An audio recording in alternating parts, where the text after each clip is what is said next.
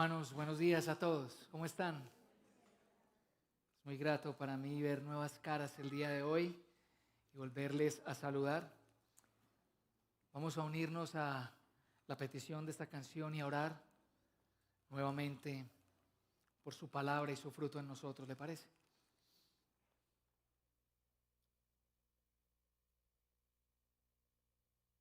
Dios Todopoderoso, eterno y misericordioso, cuya palabra es como lámpara a nuestros pies y lumbrera a nuestro camino.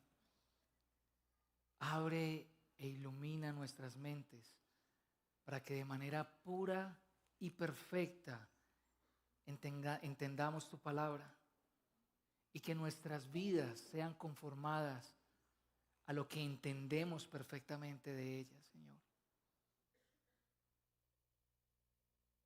Señor, que en nada de lo que ésta produzca en nosotros te desagrademos a ti, por los méritos de Cristo nuestro Señor, que es la palabra encarnada. Háblanos, transfórmanos para tu honor y tu gloria en Cristo Jesús. Amén y amén. Hay cosas materiales que en esta vida, por alguna u otra razón, se nos hacen indispensables. ¿No le ha pasado a usted? Ya sea por su profesión, por su personalidad, por su salud, estética, gusto personal, nos sentimos en la necesidad de llevarlas. ¿Cuáles son esas cosas que, por ejemplo, cargas contigo al salir? Que tú dices no las puedo dejar por nada. El celular, ¿qué más? El chapstick, ¿qué más? Las llaves. La agenda. Algunos no podemos andar sin cepillo de dientes, bueno, en mi caso, cepillo de dientes. Algún libro, la Biblia, gomas de mascar. Hay una hermana aquí que trabaja en una editorial que siempre carga mecatico. Y cuando me da hambre puedo decir algún medicamento. Hay unos que tienen que llevar medicamentos con nosotros. Si algo para el frío, se suelen reír mucho aquí de mí porque soy muy friolento. Documentos personales del celular, la tablet, el portátil, lapiceros, llaves de la casa. Por ejemplo, mi esposa dice que soy muy escuelero. Ustedes tienen que ver mi maleta, es llena de cosas. Parezco el señor cara de papa que le empacan todo en ese morral. Allí, que por si las moscas, y termino solo usando 2 cositas de las que llevé. Pero ahí donde se quede alguna, ahí sí la necesito. ¿Qué es eso? ¿Qué es eso que por nada del mundo puedes permitir que se te quede en casa? O peor aún, no puedes dejar que se te pierda. ¿Qué es eso?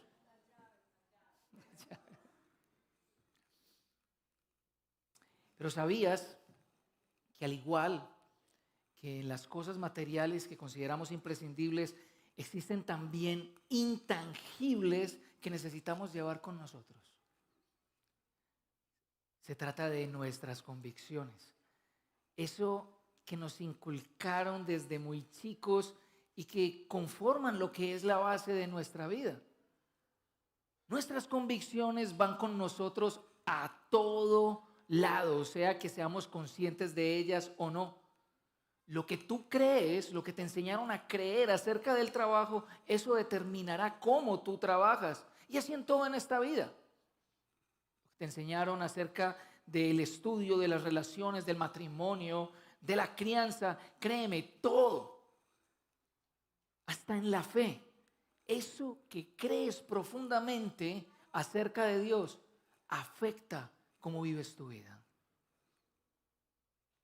Bien, uno de esos presupuestos o una de esas convicciones, sin temor a equivocarme, puedo decir que es la más importante de todas, porque de esta se desprenden todas las demás enseñanzas y convicciones de nuestra vida. Es una profunda convicción y articulación sólida del Evangelio. Una profunda convicción y articulación sólida del Evangelio. Y en esta serie que comenzamos hace 8 días, avanzando hacia la madurez, Es uno de esos rasgos que componen la vida de alguien que se llama a sí mismo creyente o cristiano, y más aún de alguien que quiere considerarse o se considere un cristiano maduro. Un cristiano maduro retiene el evangelio. Y ese es el fin de nuestra predicación hoy. Y se lo voy a dar a modo de dicho. Si quieres avanzar hacia la madurez, el evangelio debes retener. Si quieres avanzar hacia la madurez, el evangelio debes retener. Vamos a leer la fabulosa, sagrada y magnífica palabra de Dios en la primera carta del apóstol Pablo a los Corintios, capítulo 15. ¿Quiénes están vinculados a un grupo pequeño en estos momentos? ¿Quiénes están yendo a grupos pequeños? O sea que ya saben de qué se trata, ¿cierto? Qué bueno. Primera de Corintios, capítulo 15, versos del 1 al 11, en la Nueva Biblia de las Américas, la página 1180.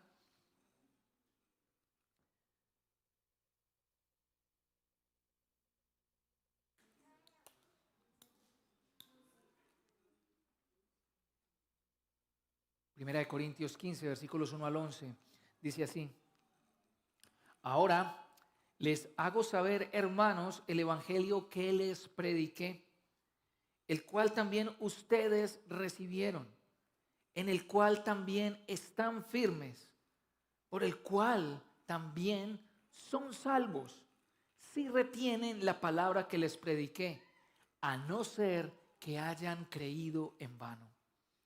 Porque yo les entregué en primer lugar lo mismo que recibí, que Cristo murió por nuestros pecados conforme a las Escrituras, que fue sepultado y que resucitó al tercer día conforme a las Escrituras, que se apareció a Cefas y después a los 12.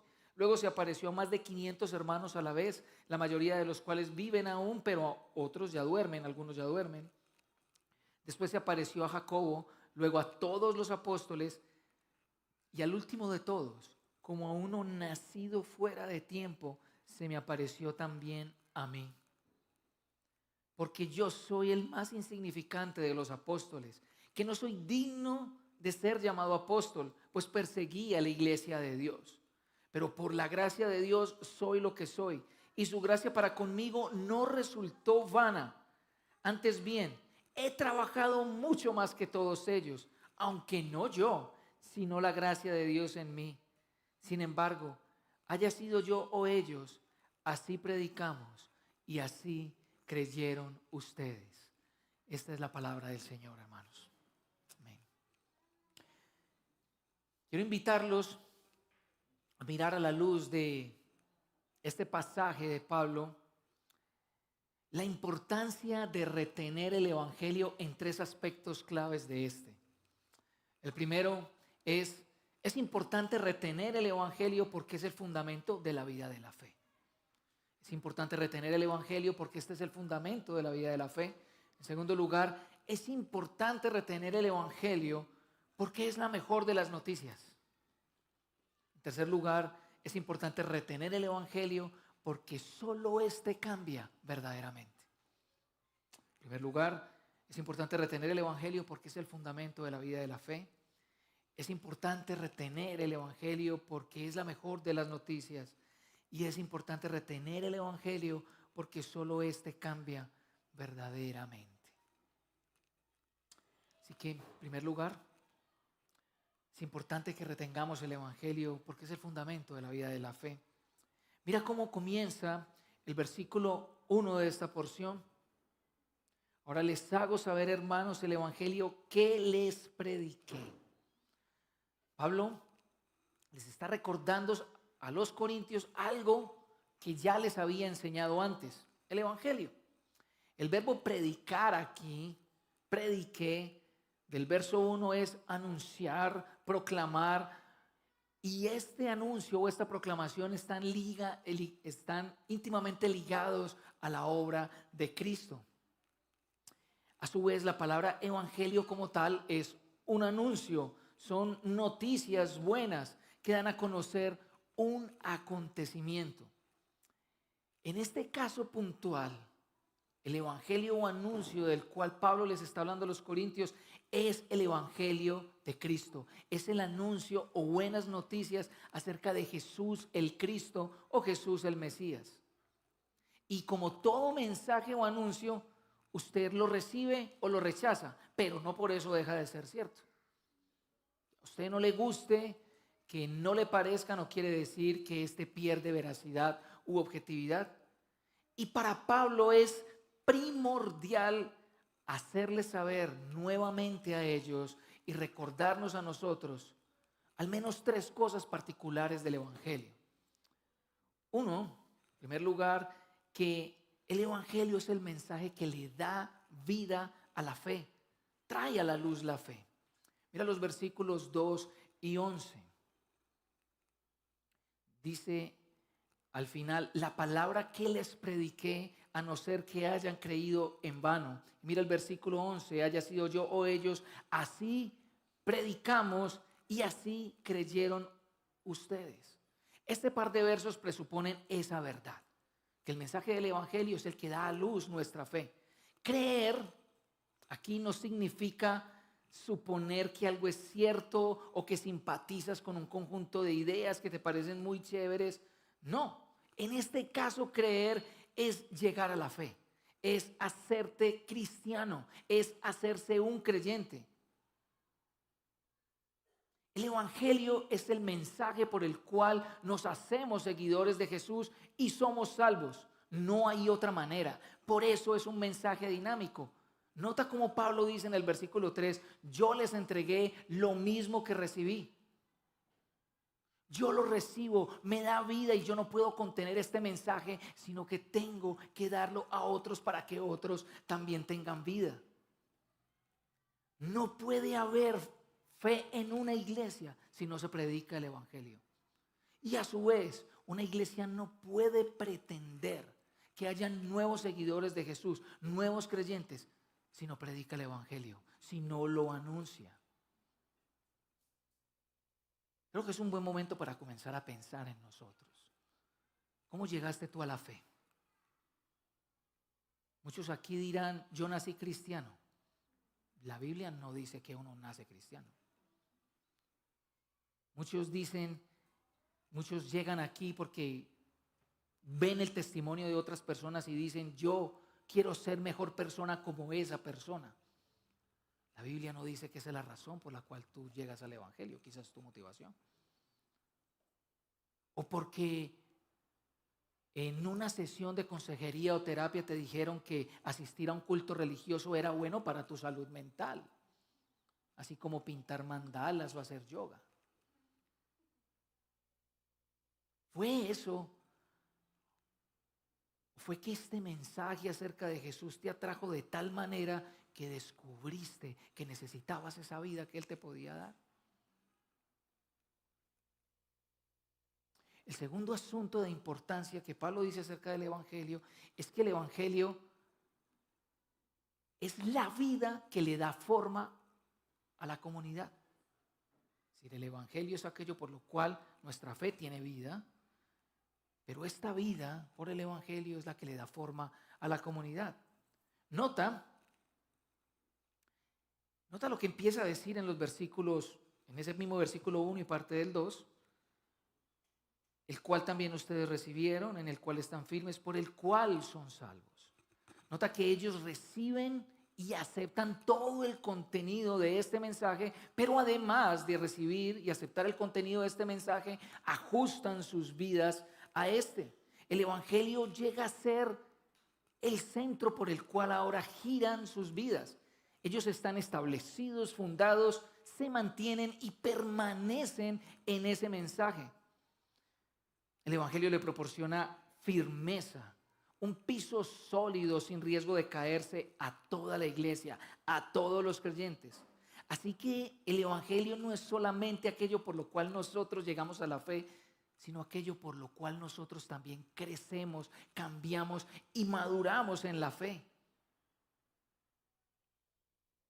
Pero hay un tercer aspecto del evangelio de importancia que toca Pablo aquí, y es que esta salvación esta firmeza, esta aceptación están condicionada a un acto en particular. Retenerlo. Retenerlo es aferrarse firmemente a él, asirse por completo, como cuando no quieres que algo se escape de tus manos ni perderlo. Lo atesoras, lo proteges, vigilas que no se te vaya a perder. Hay una novela escrita por un puritano hermosa llamada El progreso del peregrino. Es la historia acerca de un joven llamado Cristiano que sale de la ciudad de destrucción a la ciudad celestial. Nuestros niños lo estuvieron estudiando en la clase de Redil Junior. Y hay un capítulo muy especial donde Cristiano empieza a recorrer su camino saliendo de la ciudad de destrucción. Perdónenme en el spoiler, se lo va a tener que leer. Cristiano sale con una carga muy pesada rumbo a la ciudad celestial y tiene que atravesar un camino muy estrecho que lo va a llevar a una colina donde está la cruz. Y entonces llega a la cruz y siente cómo ese peso que tenía en la espalda se desprende de él completamente. Y unos seres celestiales llegan y lo abrazan, creo que lo bañan, le ponen vestiduras nuevas, un anillo, calzado y le entregan un rollo. Y le dicen, no puedes soltar este rollo por nada del mundo. Este rollo lo tienes que entregar cuando llegues a la ciudad celestial. Cristiano entonces allí sin su carga y con su rollo empieza a caminar, y en los momentos en que encuentra fatiga, se siente desanimado, abre el rollo porque el rollo lo sostiene. En el rollo están las promesas de lo que Dios hizo por él en Jesucristo para mantenerlo en esta vida. Pero llega a un lugar llamado la montaña de la gran dificultad, así se llama. Allí en la montaña de la gran dificultad, él se siente cansado y se acuesta a dormir. Y se le pasan las horas. Y se levanta muy tarde. Y cuando se levanta, comienza a ver personas que bajan de la montaña devolviéndose y lo hacen dudar de la fe. Le dice, eso es muy peligroso. Hay muchas cosas y peligros que pasan en esta montaña. Deberías correr. Entonces él cae en cuenta que eso no es verdad y que necesita el rollo. Pero se da cuenta que lo perdió en su sueño. Lo pierde en su sueño y se devuelve y empieza a culparse. Yo por qué perdí este rollo, pero si el rollo era mi vida, todo lo demás, y empieza a pasar por una gran cantidad de dificultades. Llega por fin al lugar donde había tenido ese sueño. No logra conseguir el rollo. Se pone a orar pidiéndole perdón al Señor por dejarse llevar, por lidiar su vida en sus propios recursos. Pensar que era dormir aquello que lo iba a sostener o dar ánimo y no el rollo de las promesas del Señor, y se pone a llorar por todo el tiempo perdido, abre los ojos y encuentra el rollo nuevamente, se aferra a él y camina con él. De eso se trata asirse del Evangelio. Porque no vamos a llegar a la ciudad celestial por nuestros méritos, por nuestra religiosidad. Vamos a llegar por lo que ese rollo ha dicho de nosotros. Lo que hizo Jesús, lo que hizo Dios a través de Jesús para salvarnos y llevarnos a Él.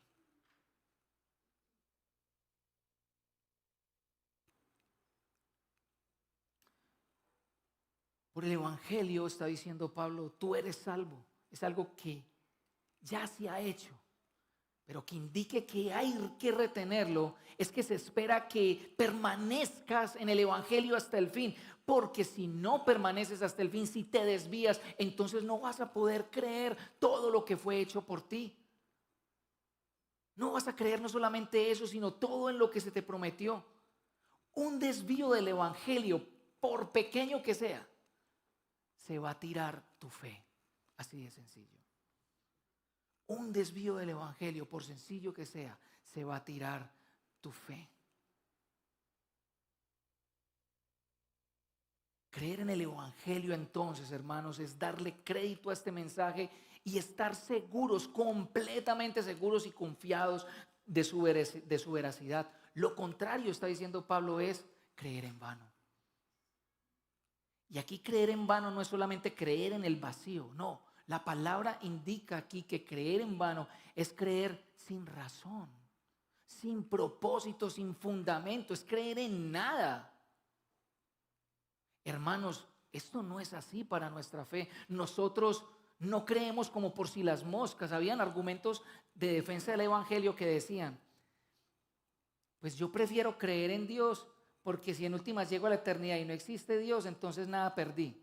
Pero si existe Dios, todo lo gané. Hombre, por favor. No. No, es que uno no cree por si las moscas. Nuestra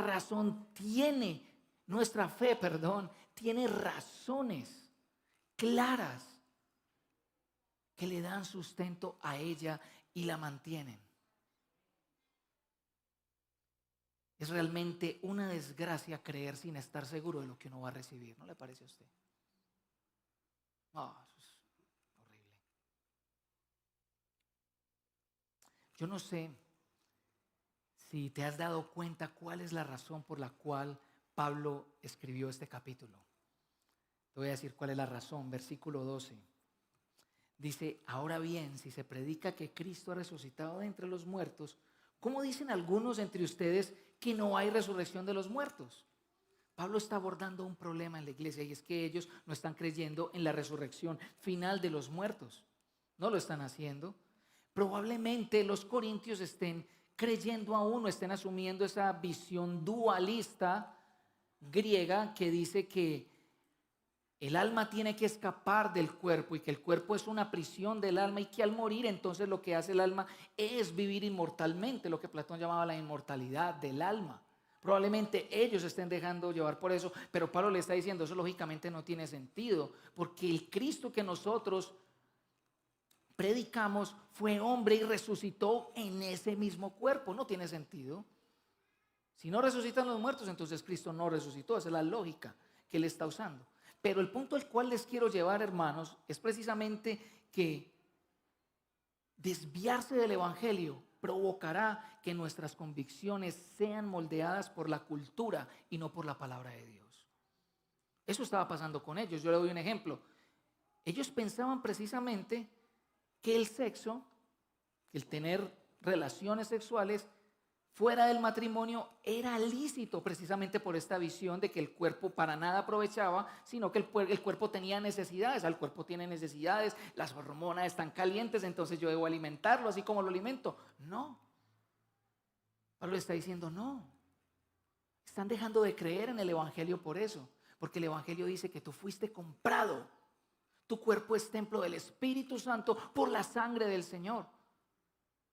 Si tú te unes a una mujer fuera del matrimonio, a una ramera, dice Pablo, te estás haciendo uno con ella y estás adulterando contra el Señor. Estás profanando el templo que ahora es del Señor.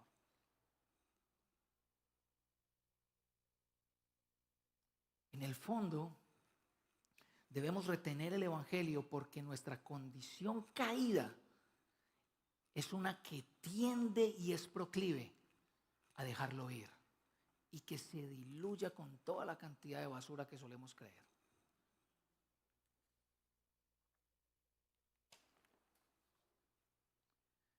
Pasemos ahora de lo fundamental del evangelio. Acabamos de ver que el evangelio, que tenemos que retenerlo, es importante retenerlo. ¿Por qué? Porque es el fundamento de la vida de la fe. Ahora pasemos de lo fundamental al contenido del evangelio. En segundo lugar, sí es importante retener el evangelio porque es la mejor de las noticias. Versículos 3 al 8.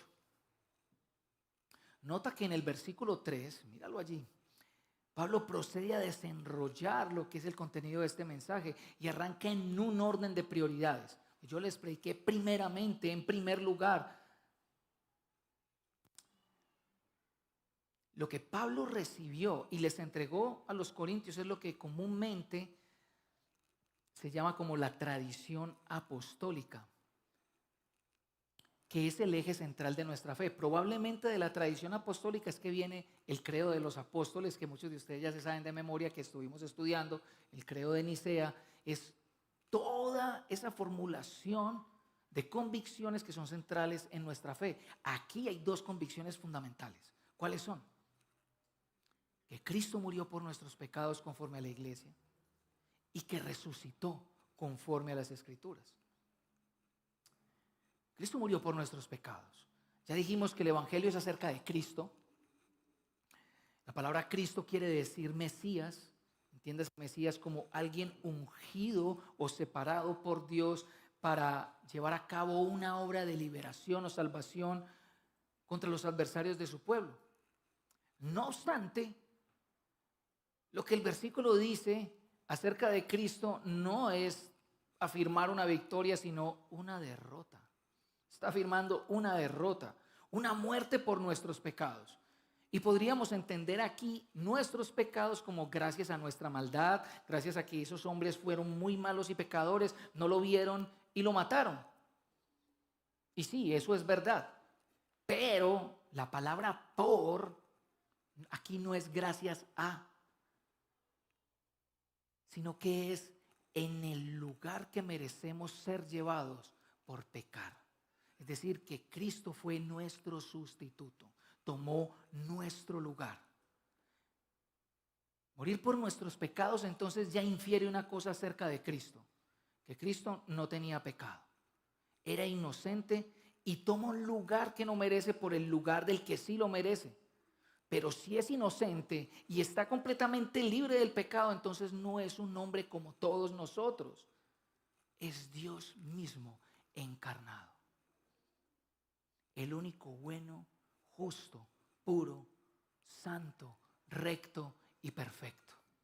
Ese es Cristo. Hablemos un poco del pecado.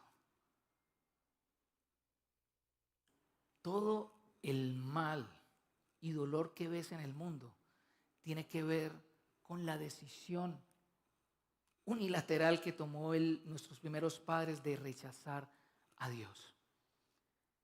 El rechazo de quien era y quien es muchísimo mejor para nosotros, nuestro Creador, aquel que nos dio la existencia misma, aquel por el cual tú puedes abrir los ojos a diario, aquel que sin tener necesidad decidió abrir un espacio en su comunidad trina, crear un universo maravilloso para que quienes habitáramos en él lo disfrutáramos para siempre.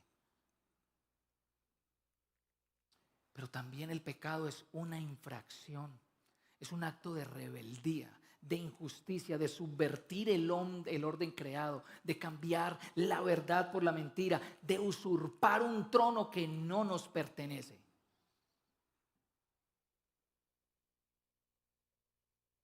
Así que el pecado es tanto el rompimiento de una relación, nuestra relación con Dios, como un agravio a su autoridad y a sus leyes. Por un lado, perdemos la mejor de las relaciones y por el otro lado, tenemos que pagar legalmente por ese acto de rebeldía. Y el pago por el pecado es la muerte.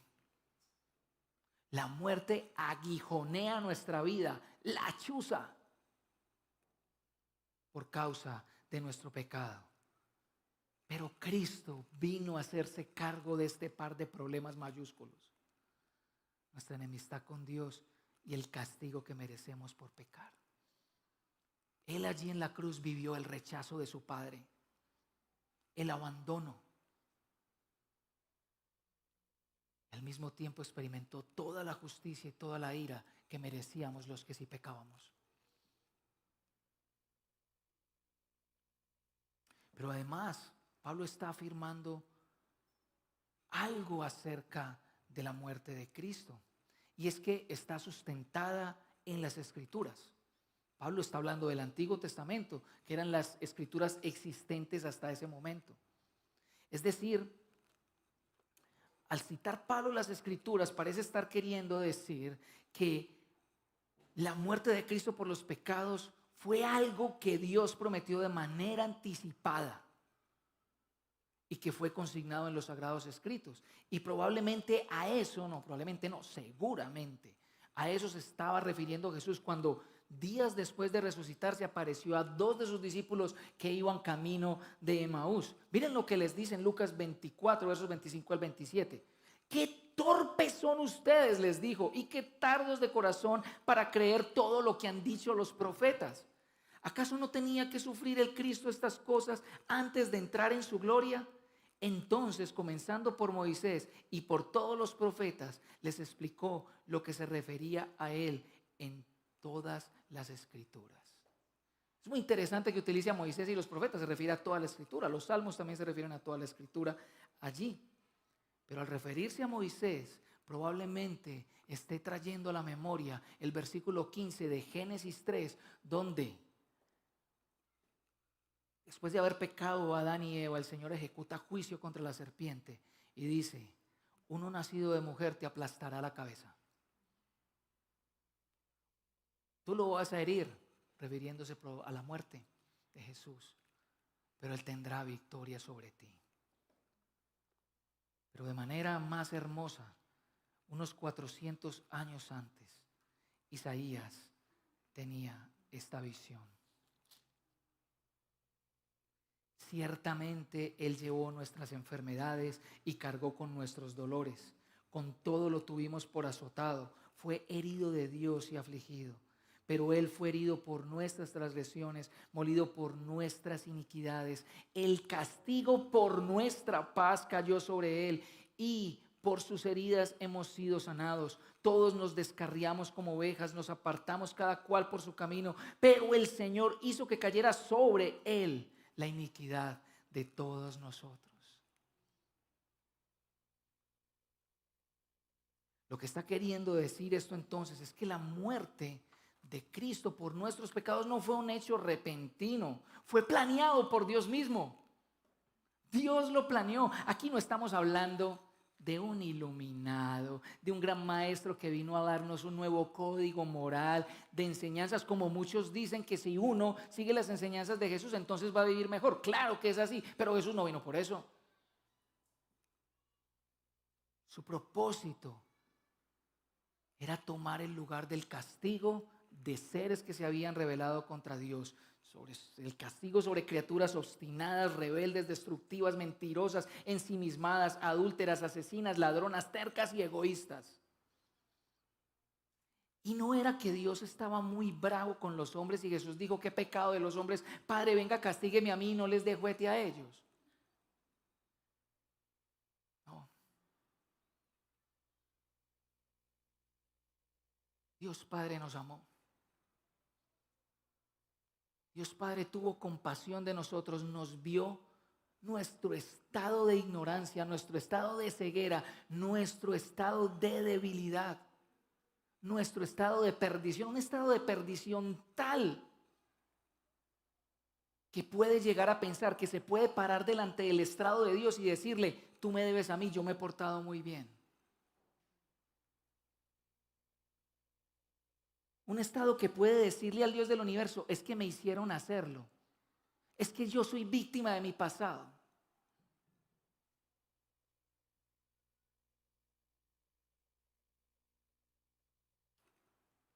Y es que en el fondo, nuestro miedo a la muerte es el síntoma de una clara conciencia en los seres humanos de que no hemos vivido bien en esta vida.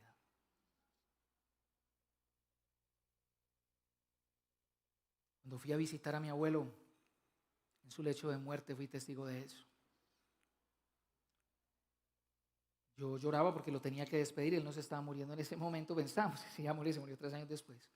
Pero ahí fue donde empezaron ya sus problemas. Y yo lo abrazaba llorando y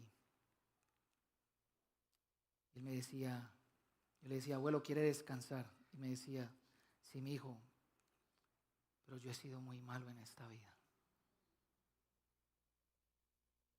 Y hace poco escuché la historia también de una mamá cargando por eso.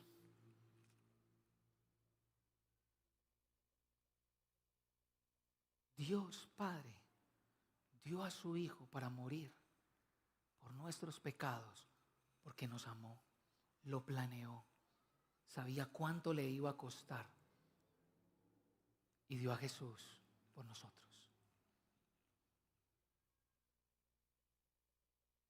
La segunda verdad de nuestro credo es que Jesús resucitó conforme a las Escrituras también.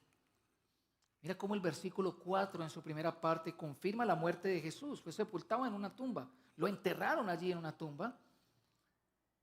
Jesús conoció y probó la muerte de todo ser humano. Pero la segunda parte del versículo habla de la resurrección. Y la resurrección es un hecho crucial en el Evangelio o en nuestra fe porque confirma al menos dos cosas. La primera de ellas, que evidentemente Jesús es el Hijo de Dios hecho hombre, que la muerte no puede tener derecho sobre alguien que no ha pecado y no hay ninguna persona en el universo que esté libre de pecado, salvo Dios mismo.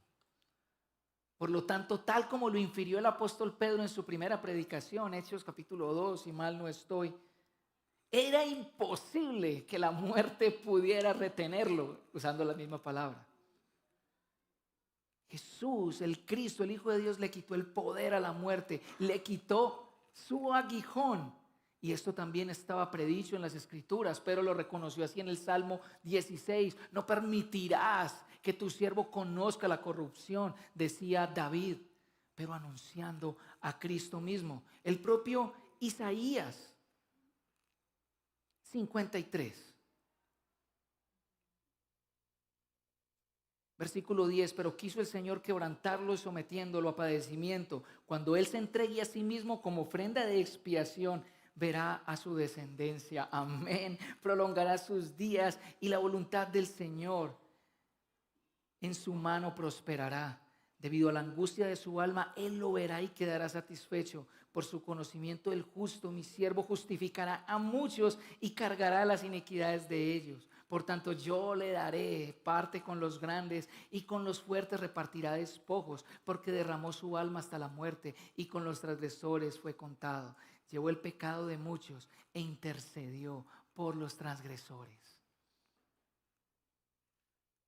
Y esto último que dice Isaías es la segunda verdad acerca de la resurrección. Y es que la resurrección vindica la obra de Jesús de morir de nuestros pecados. La hace efectiva. Confirma el hecho de que ahora que Jesús vive, todos los que creemos en Él vivimos por Él. Además de vivir con Él, disfrutamos de esa victoria y disfrutaremos, no sabes de qué manera. No veo la hora de su gloria. Además, dice Pablo, que la resurrección es un hecho testiguado, es decir, hubo testigos oculares de esta. Los apóstoles primeramente, ahí estaba Pedro, Jacobo, hubo 500 hermanos a los que se le apareció en una reunión. A muchos discípulos, a ellos también se les apareció, pero el último en dar fe de ese acto, versículo 8, fue Pablo mismo. Muchos años después de la resurrección de Jesús, años después de la resurrección, este hombre fariseo de fariseos se encontraba persiguiendo a la iglesia porque estaba defendiendo al judaísmo de esa secta llamada cristianos que amenazaba con destruir todas sus tradiciones. Pablo utiliza aquí la palabra uno nacido fuera de tiempo, que también puede significar aborto o nacimiento prematuro, como un abortivo. Parece que lo que Pablo está queriendo decir es que, por un lado, él inicialmente no hizo parte de esa camada de primeros discípulos, nació tarde, hasta que probablemente está queriendo decir, pero también estaba hablando de su muerte espiritual. Quizá estaba haciendo referencia a que, como todo ser humano, él, siendo una persona muy religiosa, también estaba muerto en sus delitos y pecados, llevándose por sus propios deseos de su corazón. Y en ese propio camino, siendo objeto de la ira de Dios, se le dio misericordia. Fue encontrado por el Señor Jesús en carne propia. Y vaya cambio que hubo en Pablo. ¿No te parecen eso buenas noticias? ¿No te parece que eso son muy buenas noticias? Estas son las noticias que dan a luz a una comunidad que canta continuamente con alegría y gratitud acerca de esa victoria. En su libro La Cruz de Cristo, John Stott cita a otro teólogo hablando de eso. Bueno, primero voy a leer a Stott y luego al hombre. Dice: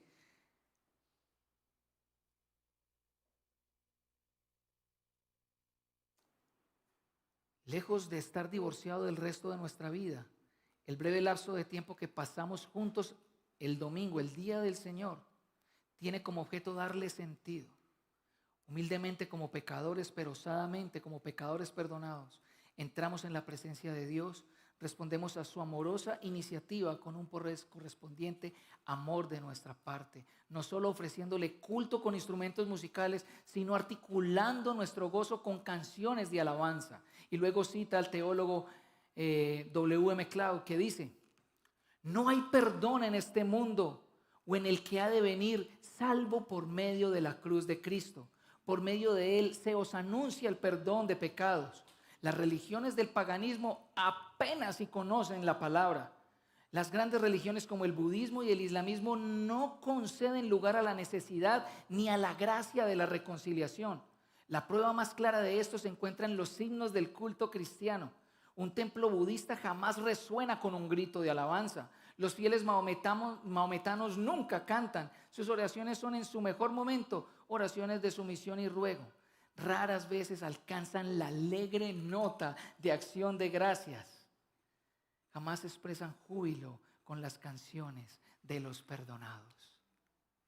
Jamás cantarán con nosotros: gracia sublime es, perfecto es su amor, tomaste mi lugar, cargaste tú mi cruz, tu vida diste allí, ahora libre soy.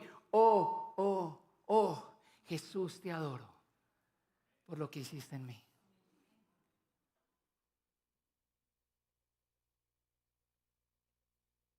El reconocido pastor y compositor de himnos y canciones Bob Kauflin es el que está detrás de un 80% de las canciones que estamos cantando aquí.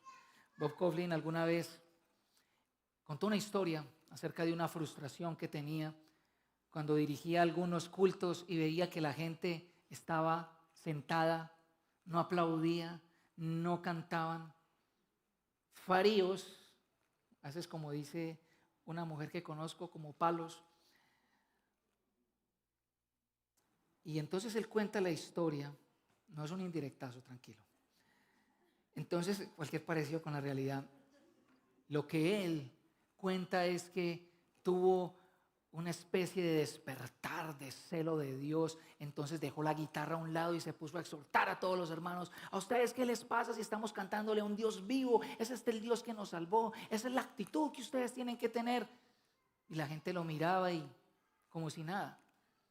Él dice que se arrepiente de ese hecho porque afirma: yo estaba tratando en mis fuerzas de cambiar algo que solamente el Señor puede cambiar.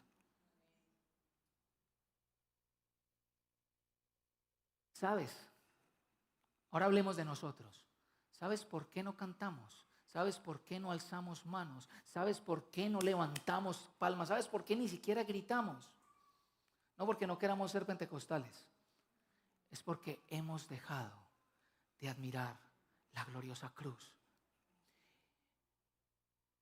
Lo que maravillosamente se logró allí por nosotros. Hemos dejado de contemplar que nosotros merecíamos un lugar con los pecadores, con los muertos, y se nos dio vida, se nos dio perdón de nuestros pecados, se nos libró de la esclavitud que el pecado produce. Es que el pecado esclaviza.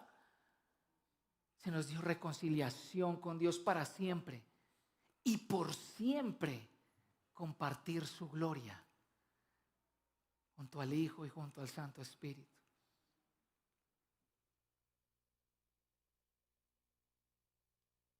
Es tiempo de retener el Evangelio contemplándolo. Si no, no vas a poder cantar, no vas a poder celebrar. Y aquí hay un Nuevo Testamento que está lleno de cantos de victoria.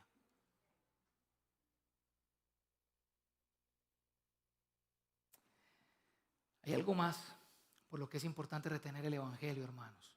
Además de que es el fundamento de la vida de la fe, además de que es la mejor de las noticias, ya que el Hijo de Dios murió y resucitó por nosotros, es importante retener el Evangelio porque solo este cambia verdaderamente. Versículos 9 al 11.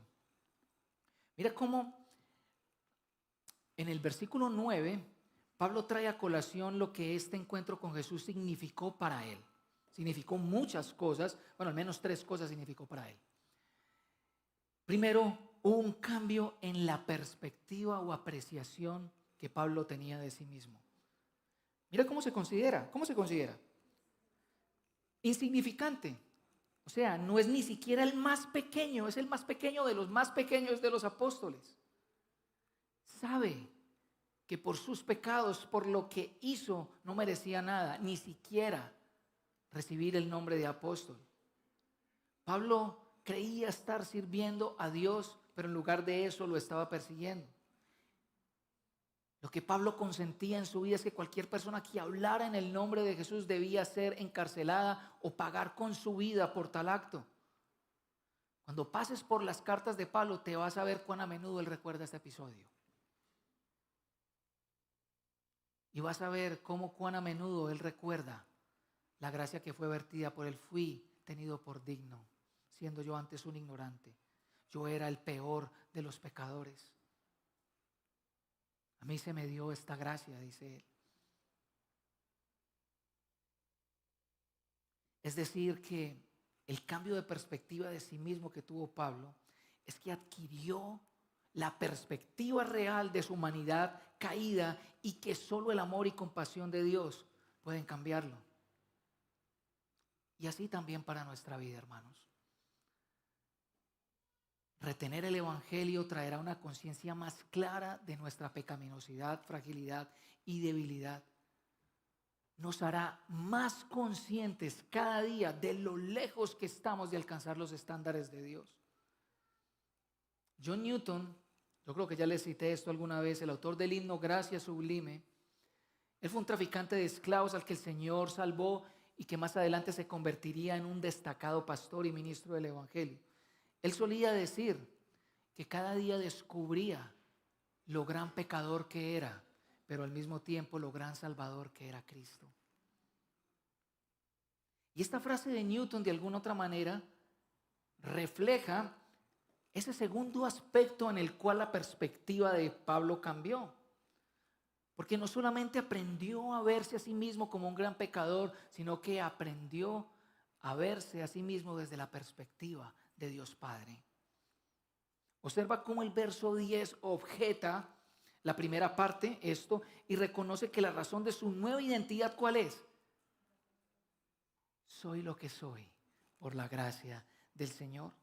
Pablo recibió lo que no merecía, perdón, reconciliación, un nuevo propósito de parte de Dios.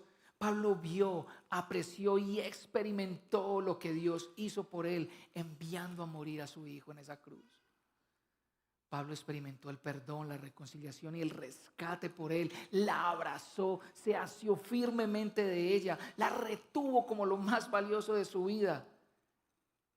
Y solo así podía reconocer que él era lo que era por la gracia del Señor.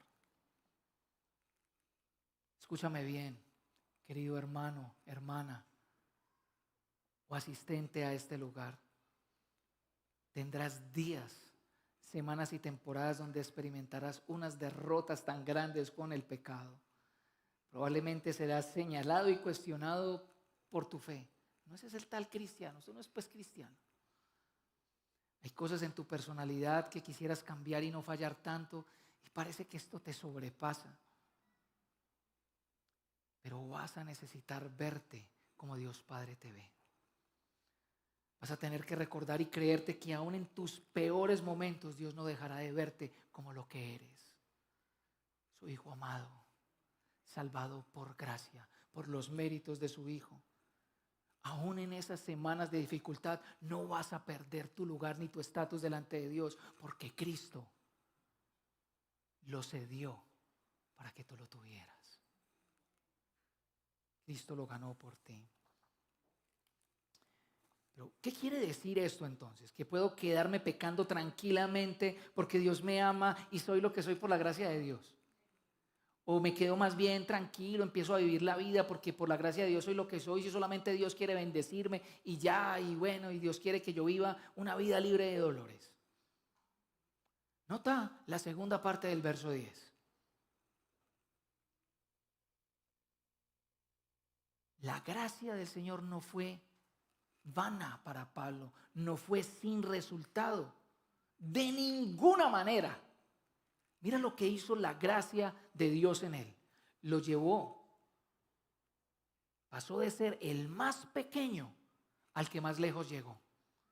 Perdónenme la expresión coloquial, se los borró a todos. Eso hizo.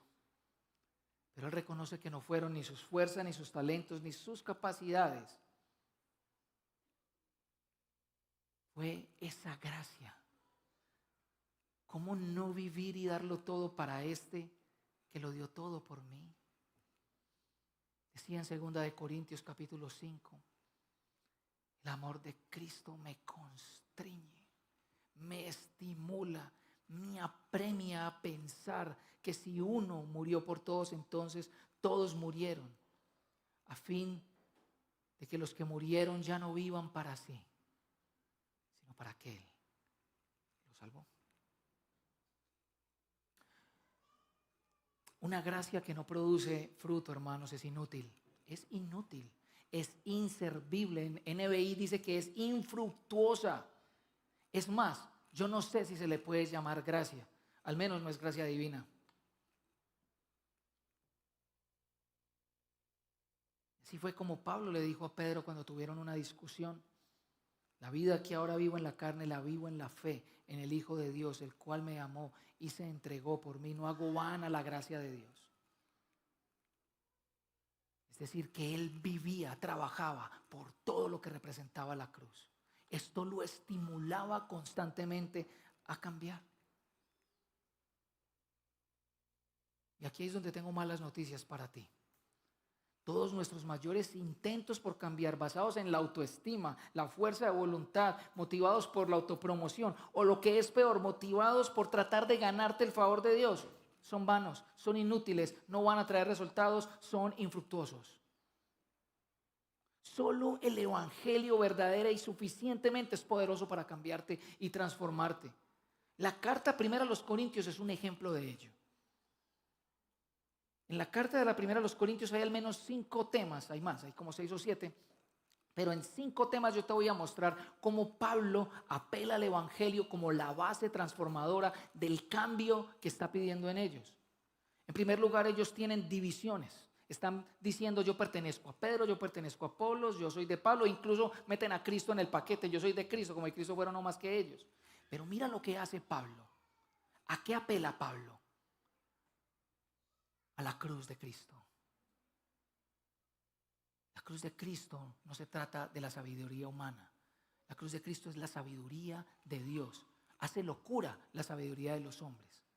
Y así los hombres vean a la cruz de Cristo como la locura de Dios. Esa locura es la que salva.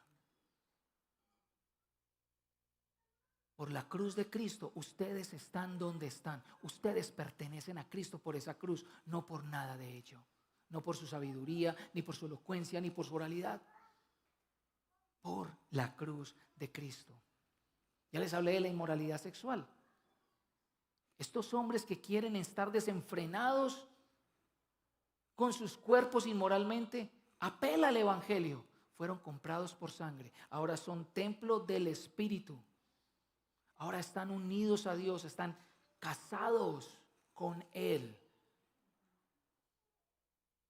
Cometer inmoralidad sexual es cometer infidelidad contra quien es ahora tu esposo. Los conflictos. Ellos están teniendo conflictos entre ellos y se están queriendo llevar a los tribunales y demandarse. Como si yo tuviera un conflicto con un hermano y voy y lo demando a una notaría, no sé. Pero le está diciendo, por favor, esto ni siquiera puede existir entre ustedes. Y mira lo que apela. ¿Acaso ustedes no pueden sufrir el agravio? No pueden sufrir el insulto. No pueden sufrir la ignominia. ¿Por qué razón? Porque Cristo lo sufrió. La comida. Están felices comiendo comida sacrificada a los ídolos porque saben que la comida no es nada, que la comida es de Dios y pueden comer, pero hay hermanos débiles en su conciencia. Hay hermanos débiles que creen que si comen comida sacrificada a los ídolos pecan. Entonces Pablo dice, sí, es muy bonita la libertad que tienen y todo el conocimiento, pero no ha de ser así. Ustedes han de ceder su libertad. Ahora, lo que dice Pablo acerca del evangelio allí es: imiten mi manera de actuar con respecto a mis libertades con ustedes, así como yo imito la de Cristo. Es decir, que el evangelio y el despojo de Jesús, de sus derechos, de sus prerrogativas, se convierte en aquello que los empodera para entonces decir, oh, yo no como morcillita mejor, yo no le como a ese ídolo mejor porque es más importante mi hermano. Y si Cristo se dio su libertad por mí, ¿yo por qué no la puedo ceder por otro? Los dones. En el uso de los dones, todos ellos están queriendo decir cuál es el mejor de los dones y hacer alarde, y el culto es todo un desorden. ¿Y a qué pela él? Al amor. Al amor. Para que todo se haga decentemente y con orden, al amor. Ahora, si tú quieres que yo sea más actual hoy, la ansiedad, la ira, vivir para el qué dirán, la procrastinación, el desorden en la agenda, la mala administración de los recursos, incluso las heridas de tu pasado, el pecado sexual en todas sus formas, todo eso tiene cambio concreto, suficiente en la cruz del Señor y en el Evangelio. Porque sabes que en la cruz para los ansiosos fuiste librados de todo temor. Porque para los que tenemos ataques de ira, en la cruz ya Dios vertió toda su ira justa. Y nuestra ira no demuestra su justicia, sino la cruz. En el vivir para el que dirán, Cristo es tan glorioso, tan majestuoso, que yo no necesito vivir para la opinión de otros. Para la procrastinación o el desorden en la agenda, Cristo cumplió la obra que le fue encomendada por mí, porque yo no puedo cumplir lo que se me encomienda. La mala administración de los recursos, Él se hizo pobre. ¿Dónde está mi billetera que quiero dar para ese reino? Incluso las heridas de tu pasado, fuiste rescatado de tu vana manera de vivir, heredada de tus padres, no con plata ni oro, sino con la preciosa sangre de un cordero sin mancha.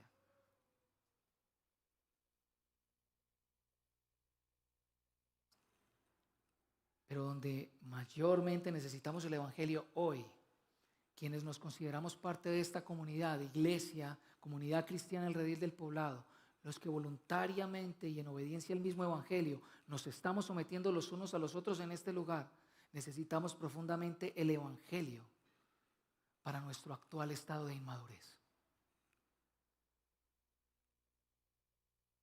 Y hay al menos dos aspectos en los cuales estamos reflejando la inmadurez. Hay más, yo al menos voy a citar dos. El primero es esa vida determinada por nuestra propia apreciación y opinión. Yo pienso que es así, a mí no me parece que sea así, es que así no es, estoy en desacuerdo. Es un mal que corroe cada vena de la fe. Porque le estás diciendo con esa actitud a las Escrituras que son una opinión más dentro del montón de opiniones que hay en este mundo, y la Escritura no es una opinión más, es la palabra de Dios. Es la palabra misma de Dios la que define el ser por la cual todas las cosas fueron creadas y son sustentadas. La segunda es la pobre, paupérrima y raquítica visión que tenemos de la iglesia como cuerpo de Cristo. Nos percibimos simplemente como individuos que tienen una fe y no como aquellos que conforman una nueva humanidad interdependiente los unos de los otros, para amar y ser amados tal cual Él nos amó, para decirle al mundo cuál es la belleza del Señor. Es una visión pobre que entiende que la membresía de la iglesia es firmar un artículo legal para poder ratificar un quórum que en última se le va a pasar al Estado. No, por favor. Si entendemos la membresía de la iglesia así, entonces esta primera premisa que acabo de tocar es la que está permeando y llenando nuestras vidas. La iglesia fue aquella por la cual Jesús vino. Cristo no vino por individuos, vino por un cuerpo lleno de estos.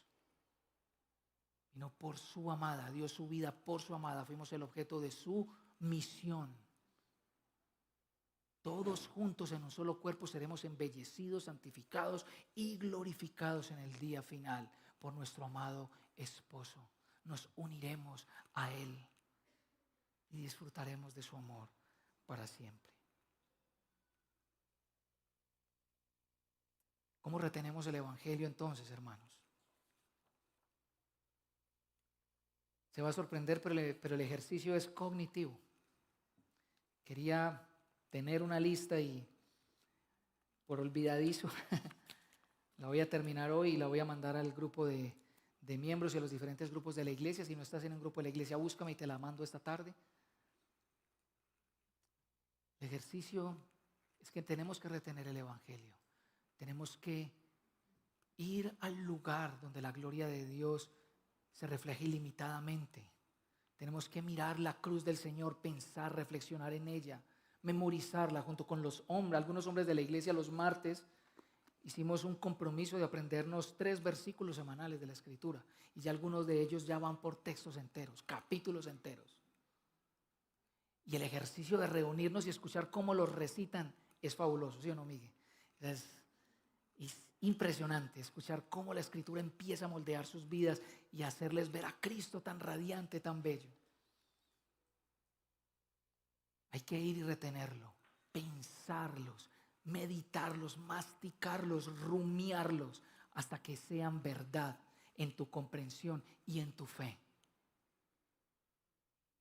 A su vez, acompáñala con lecturas saludables, sanas, que hablen del Evangelio.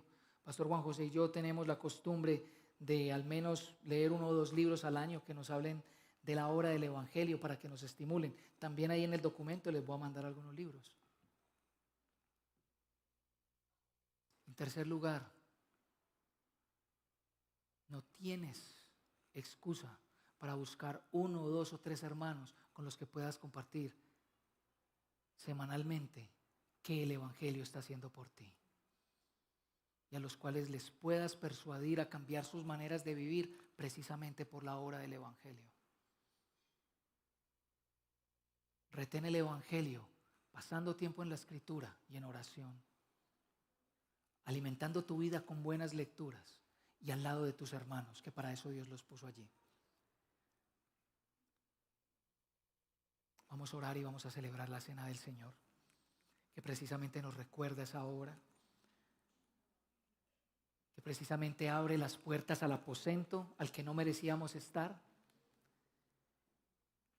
El aposento donde podemos ser alimentados con su sangre, con su carne.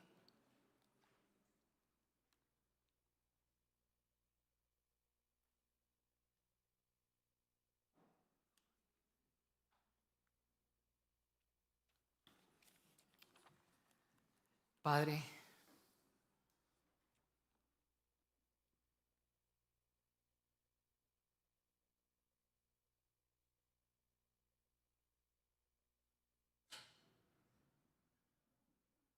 queremos venir a ti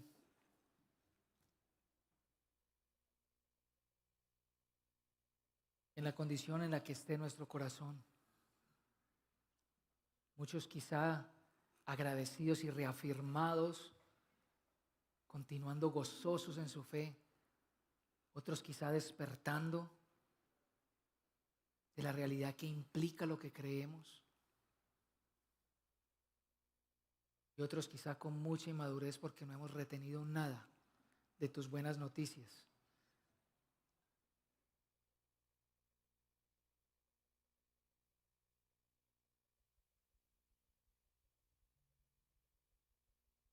Por favor, abre nuestros ojos para contemplar cómo tu gloria se despliega magnífica a través de Cristo en la cruz y a través de Cristo venciendo la tumba.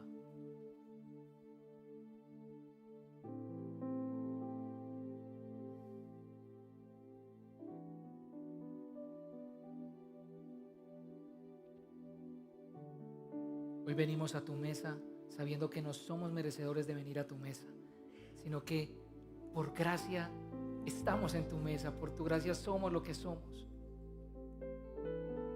Y aunque hemos estado ciegos durante mucho tiempo y aunque hemos estado inmaduros,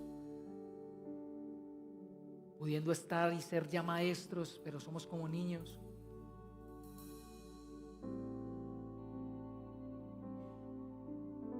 venimos para que nos renueves. Pero muchos de aquí no están ni siquiera en ese estado, apenas te están conociendo o están llegando a ti. Yo te pido por ellos, alumbra con tu luz esta gran noticia de abrazarte a ti, de decir: Cristo, eres todo lo que yo necesito. Sálvame, yo te recibo, yo quiero retenerte, yo quiero mantenerme firme en ti por tu gracia. Lo que he hecho hasta ahora me ha traído a un mundo difícil, me ha traído a consecuencias devastadoras, pero tú enfrentaste las consecuencias más devastadoras en esa cruz por mí. Sé tú mi visión, Cristo.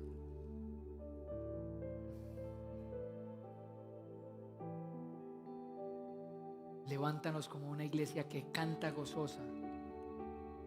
Como el Salmo dice: dichoso el pueblo que conoce la voz de júbilo. Sí, no lo estamos perdiendo.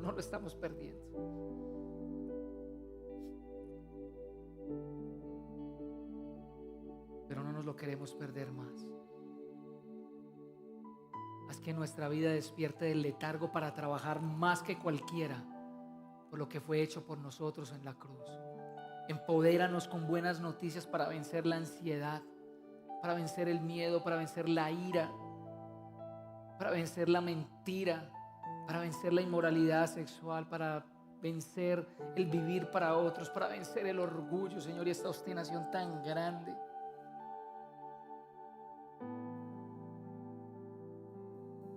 Déjanos ver a Jesús y escucharlo decir: perdónalos,